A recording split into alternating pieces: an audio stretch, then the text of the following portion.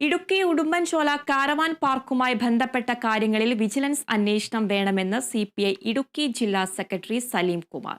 Revenue വകുപ്പ് നടത്തിയ അന്വേഷണത്തിൽ ഞെട്ടിക്കുന്ന വിവരങ്ങളാണ് പുറത്തുവരുന്നത്. ഒരു കയ്യേറ്റത്തെയും പാർട്ടി അംഗീകരിക്കില്ലെന്നും സലീം കുമാർ പറഞ്ഞു. റവന്യൂ വകുപ്പ് പൂട്ടി സീൽ ചെയ്ത കാരവാൻ പാർക്ക് അനധികൃതമായി തുറന്നു പ്രവർത്തിച്ചത് സംബന്ധിച്ച് കേരള വിഷൻ ന്യൂസ് വാർത്ത പുറത്തുവിട്ടതിന് പിന്നാലെ റവന്യൂ മന്ത്രിയടക്കം നേരിട്ടിടപെടുകയും ജില്ലാ കളക്ടറുടെ നിർദ്ദേശത്തെ തുടർന്ന് കാരവാനുകൾ വീണ്ടും റവന്യൂ വകുപ്പ് സീൽ ചെയ്ത് ബോർഡ് സ്ഥാപിക്കുകയും ചെയ്തിരുന്നു. ഒപ്പം കാരവാൻ പാർക്ക് ഉടമയ്ക്കെതിരെ ഉടുമ്പൻചോല പോലീസ് ക്രിമിനൽ കേസും എടുത്തിട്ടുണ്ട്. എന്നാൽ റവന്യൂ വകുപ്പ് നടത്തിയ അന്വേഷണത്തിൽ ഉടമയുടെ പേരിലുള്ള പട്ടയവും വ്യാജമാണെന്ന സംശയത്തിലേക്ക് എത്തിയിരുന്നു. നിലവിൽ ഉടമയുടെ പേരിലുള്ള പട്ടയത്തിലെ ക്രമനമ്പറായ 69/12 എന്ന ഇല്ലാത്ത സർവേ നമ്പറാണെന്നും ജില്ലാ കളക്ടർ നടത്തിയ പരിശോധനയിൽ കണ്ടെത്തിയിരുന്നു. ഈ സാഹചര്യത്തിലാണ് വിഷയത്തിൽ വിജിലൻസ് അന്വേഷണം വേണമെന്ന ആവശ്യമുന്നയിച്ച് സിപിഐ ജില്ലാ സെക്രട്ടറി കെ സലീം കുമാർ രംഗത്തെത്തിയത്.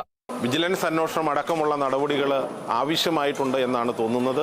കയ്യേറ്റക്കാരുടെ കൂടെയല്ല കമ്മ്യൂണിസ്റ്റ് പാർട്ടി, കയ്യേറ്റക്കാരുടെ കൂടെയല്ല ഇടതുപക്ഷ ജനാധിപത്യ മുന്നണി ഗവൺമെന്റ്.